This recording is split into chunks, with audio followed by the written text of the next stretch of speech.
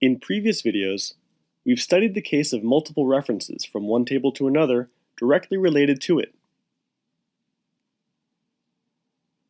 and also the case in which these references are indirectly related, since from one table we have two paths to get to another, so it's often necessary to perform disambiguation using subtypes. In this video, we'll study another case of indirect multiple reference, its problems, and possible solutions. Suppose we need to register the tours that are offered to the travel agent's customers for visiting the different tourist attractions of a given city. To do so, we'll create the city tour transaction, where, in the first level, in addition to registering the name of the tour, we'll specify its country and city. The second level will indicate the tourist attractions visited during the tour. Note that each tourist attraction has a country and city defined, so if we do nothing, the user may enter for a city tour an attraction that's not in the same country or city of the city tour. If we look at the table diagram, we can clearly see that we have two different ways to get from the second level of city tour to the city's table. That is, in the extended table of city tour attraction, there's the cities table, country city, but we get to it by two different ways, and starting from a city tour attraction record, we're not sure if the city of the city tour matches the city of the attraction. To make sure that both paths match when inserting or modifying city tours, the use of subtypes is not mandatory. We could, for example, invoke a procedure in the rules of the city tour transaction to which we send in a parameter the attributes country ID, city ID, and attraction ID. And what it'll do is to check that the pair country ID, city ID, which is clearly that of city tour, matches the pair that's found when accessing the attraction record according to the attraction that we want to add to the city tour. Here we see that the procedure receives in variables the ID of the country and city of the city tour, and in an attribute, the attraction ID of the line that we want to check. And it'll return a Boolean value that indicates whether country and city match or not. Then in the source, we access the table of the attraction transaction, and in two new variables, we load the country and city of the attraction through the automatic filter. A Boolean variable returns true if the country received in a parameter matches that of the attraction, and also the city received in a parameter matches that of the attraction as well. Otherwise, false is returned. This is how in the transaction we condition the error rule to be triggered if the procedure returned false.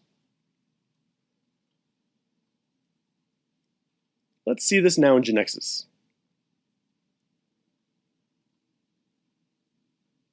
If we run the transaction with a city tour that we'd already loaded and that runs through Beijing, with the two attractions that we see in Beijing, and we want to add another one, which is not from Beijing, such as the Eiffel Tower, we see how the error is being thrown correctly. And if we add one from Beijing, such as the Forbidden City, we can save without any problem. In this way, we did not have to use subtypes to ensure this check through the transaction. Note that, however, we had to call a procedure to be able to access the attraction's country ID and city ID attributes without ambiguity, loading them manually into two variables, so that they're not confused with those of the city tour. We'll have this problem every time we're doing something with a record of the city tour attraction table, and we need to obtain the country-city pair. Because the question is, which one? The city tour pair or the attraction pair?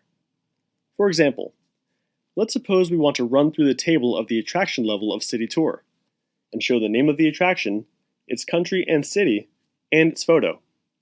How do we know if it'll take the country name and city name attributes from the country ID and city ID of the attraction table, or if it'll take them from those of the city tour table? There is an ambiguity here. It'll take them from either one of them. To find out specifically which one it chose, we read the navigation list. The navigation list indicates that from City Tour Attraction, it'll access City Tour just to bring the country and city ID, and Attraction to bring the other attributes that we want to list, which are the photo and the name. In short, we can see that it didn't choose to show the country and city of the attraction, but the country and city of the city tour. In this case, this ambiguity doesn't matter because every time an attraction is entered, we check that these values match.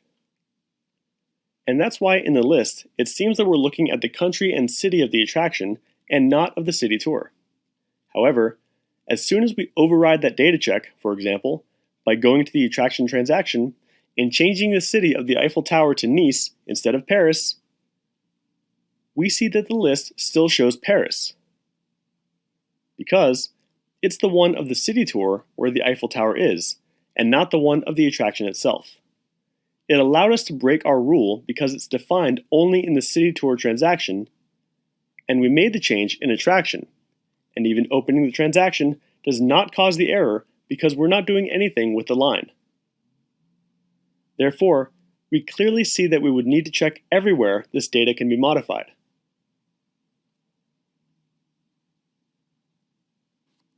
If we're sure that the check will be performed everywhere, and therefore the data on both paths will always match, then we may not care which path is chosen to retrieve it. Although sometimes it does, for performance reasons. In the example we saw of the list of attractions of the city tours, having to access only attraction to go to country, city, and country is more efficient than having to go to attraction to retrieve its name and photo, and then to city tour to go to country, city, and country. If we need to be able to indicate at a given moment one of the two paths because they're not the same, subtypes can be used. We will analyze three possibilities, starting with two obvious ones and ending with the least obvious one. The first will be to modify the name of the country-city attributes in this path in order to be able to identify it. Thus, we define a group of subtypes for the country and city of attraction. Note that this group has two primary attributes, attraction country ID and attraction city ID, which correspond to the primary key of the country-city table according to the supertypes indicated, country ID, city ID, and that we replace the supertypes with these subtypes in the attraction transaction. Thus, we see that the path below can now be identified. We could even add to the city tour transaction the country and city attributes inferred through attraction ID in order to implement the check directly through the error rule. Note that after making these changes, it's easy to remove the ambiguity from the list we had before. It's enough to change here country name and city name for the subtypes.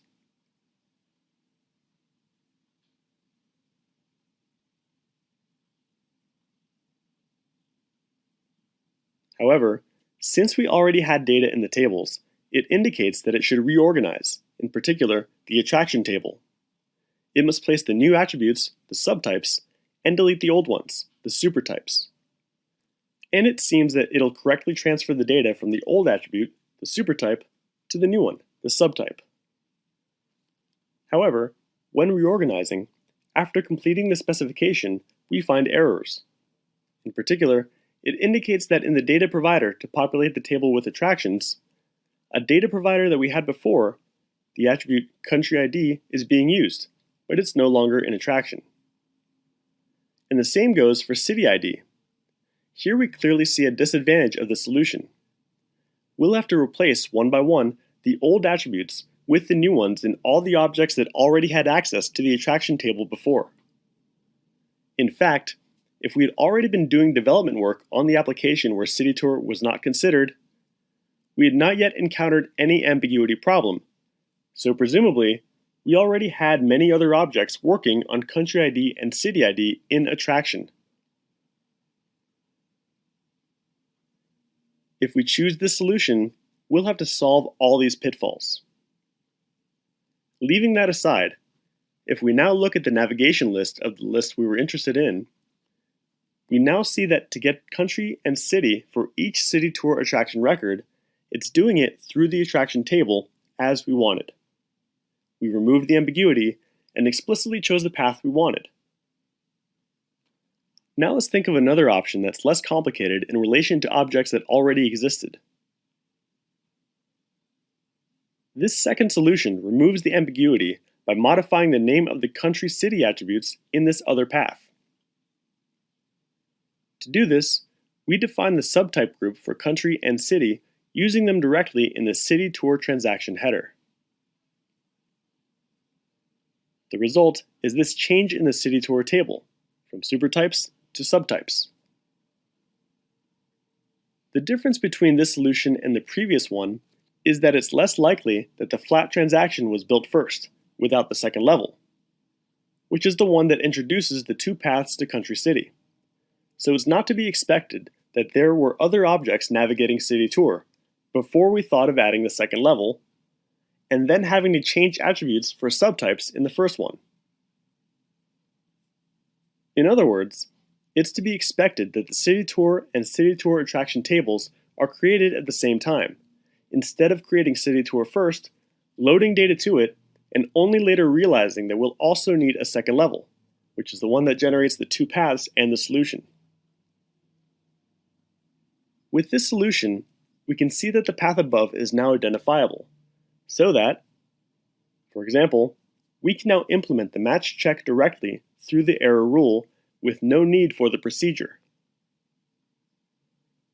To do so, we must add country ID and city ID to the structure in order to use them in the rule. Note that we're clearly told that they're being inferred from attraction ID.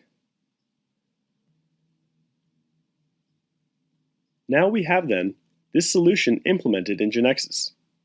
Clearly, if in the list we were analyzing we leave the supertypes country name and city name, they'll be taken from country ID and city ID of the attraction table, and no longer through the other path, that of city tour. Let's confirm this in the navigation list. It shows what we expected. There's no longer any ambiguity here. We now come to the last alternative with subtypes, which at first seems less intuitive, but has a great advantage. It provides disambiguation in the table itself in which the ambiguity occurs. That is to say, the table that originates the two paths. If we think about the previous solutions, we're changing the names of the country and city attributes in tables that, when looking at their extended table, have no ambiguity. So, if we look at solution 1, and we think, for example, that we want to develop a web panel that shows the tourist attractions with their country and city information, we do not understand why there are subtypes in that table instead of supertypes. Looking from attraction, there's no need to define them. The same is true if we consider solution 2 and stand on city tour. If we wanted to list the city tours with their country and city positioned on that base table, we would not understand either why subtypes are being used. Although in this case, as the city tour attraction table comes from a second level of the transaction that generates the city tour table, they're more closely related, and the rationale for having these subtypes can be seen more clearly. To perform a disambiguation in the table that causes the two paths seems to be an advantage, at least in the sense that ambiguity is inherent to this table, so it'll never be unjustified for a subtype to appear there. Now, how do we perform disambiguation in the table that makes those two paths appear? In the example, in the city tour attraction table itself. And what if we define a group of subtypes that allow us to modify the name of attraction ID when it appears as a foreign key, and all the attributes that are inferred from it and are of interest to us? And then in city tour, instead of using the attraction ID attribute, we use that subtype. And of course, we must now infer attraction name and photo also in subtypes of that group. By doing this, the table diagram becomes like this. Note that the other tables should not be modified at all. so that all objects that were previously working on these other tables will continue to do so without any problem. If now we would like to check that the country and city of the city tour are identical to the country and city of the attraction, it's enough to add to the transaction structure the two inferred attributes City Tour Attraction Country ID and City Tour Attraction City ID, and write the error rule as we see it. With this solution, the list we wanted to disambiguate from the beginning is very clear. We run through the attraction level of the City Tour transaction with a for each. And here, we have to modify the attributes, which are all inferred from the attraction, but now it's no longer attraction ID, but its subtype. We change then all the attributes for their subtypes. In particular, the country name and the city name.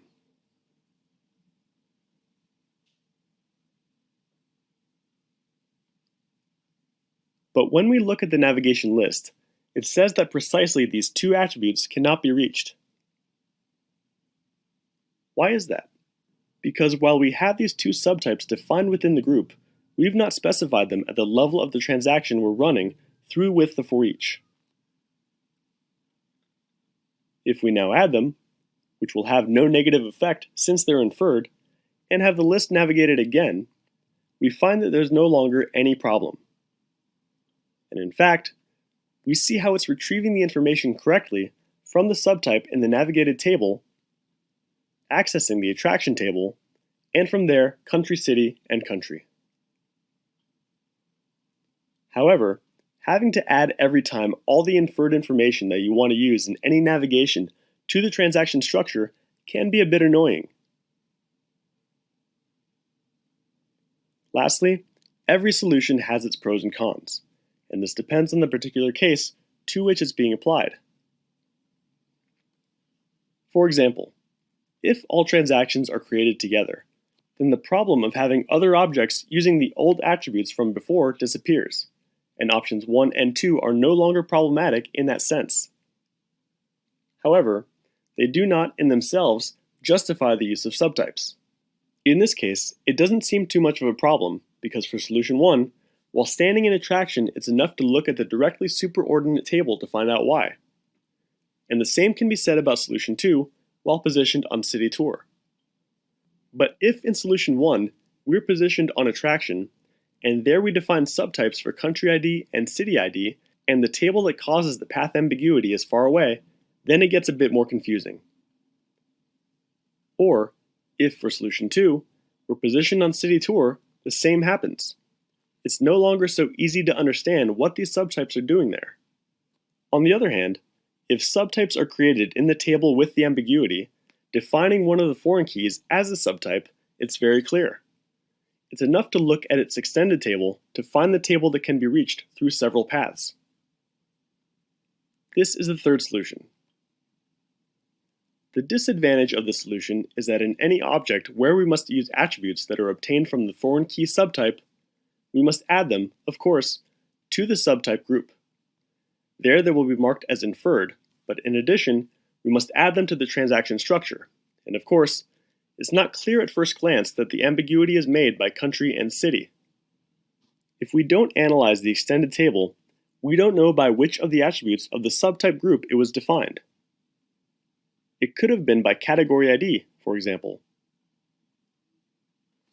Here we've presented these three solutions. The developer will choose the most suitable one according to his or her reality. Now let's look at another use case of subtypes, which we call recursive subtypes, where we have an entity that must be self-referential. To study this case, let's suppose we're representing the information of the travel agency employees. Each employee may, in turn, be a manager of one or more other employees. Of all employees who have a manager, it's necessary to indicate who that manager is. This manager is, in particular, an employee. Therefore, a relationship is established in the employee table with itself. To solve this, we must create a subtype group that represents the information of the employee's manager. the employee manager ID attribute will be, for all purposes, taken as an employee ID, and for this reason, it'll form a foreign key to the employee table itself. So when entering the information of an employee through the transaction, when the user chooses a value for the employee manager ID field, GeneXus will check the referential integrity. That is, it'll check that there's a record in the employee table with that value for the employee ID attribute. We encourage you to think of real situations in which it's necessary to use the different use cases of subtypes we've seen, and to carry out the implementation in GeneXus.